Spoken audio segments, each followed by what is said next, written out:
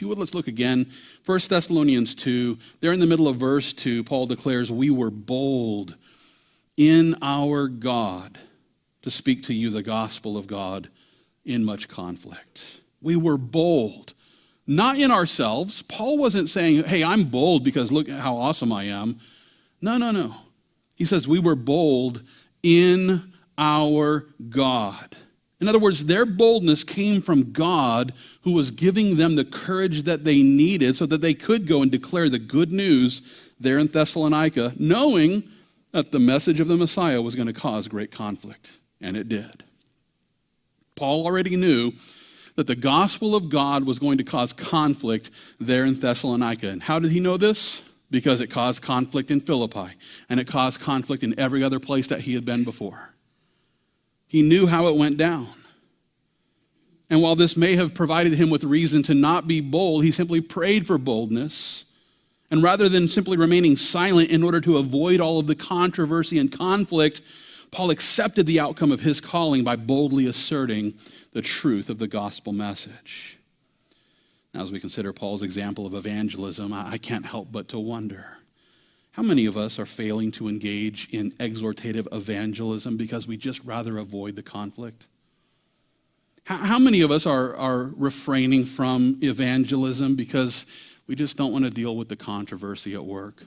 We just don't want to deal with the conflict at home. We just don't want to deal with those who are going to get triggered and upset and argue with us. And we would just rather just not deal with conflict altogether. How many born-again believers in the church today are unwilling to share their faith with an unbeliever because they just rather not deal with these controversies and conflicts that arise when we present Christ and him crucified? Sadly, the most recent research, it doesn't look good for the church. And one reason why is because the church here in America is filled with those who are opposed to evangelistic endeavors.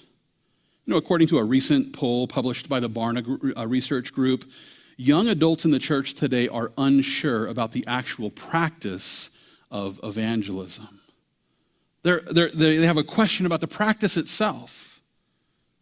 As a matter of fact, almost half of millennials, it's 47% to be clear, almost half of millennials who identify as Christian are in agreement that it's actually wrong to share one's personal beliefs with someone from a different faith in the hopes that they might leave their faith and become a born-again believer.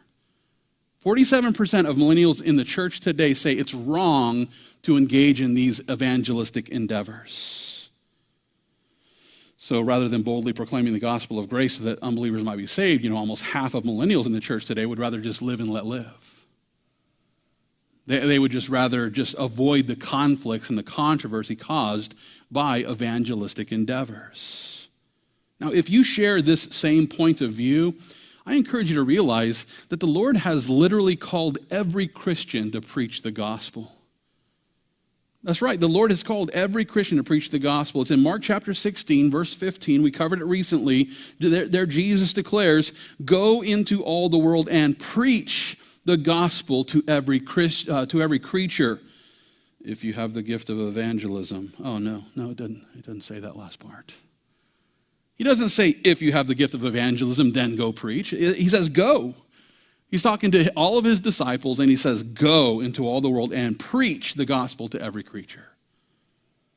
Every born-again believer has been called to boldly proclaim the gospel message of our Messiah. And in light of Paul's example, we ought to be engaging in evangelistic endeavors by exhorting every unbeliever to trust in Jesus Christ as we boldly assert the truth of God's word. That's right. We are to boldly assert the truth of this message. Well, I have no doubt that our message will trigger those who are easily offended because, let's face it, that's just about everybody today. Everyone is so easily offended. And so Christians just go, I don't want to offend anybody. It's not Christ-like to offend anybody. Have you read Matthew, Mark, Luke, and John? Because Jesus offended almost everyone that he talked to. We haven't been called to avoid offense. We should be Christians who try not to be offensive,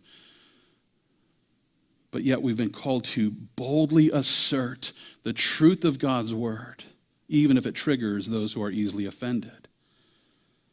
With that being the case, we should go out in the example of Paul, following in his footsteps as we present with all boldness the gospel message of Jesus Christ. And this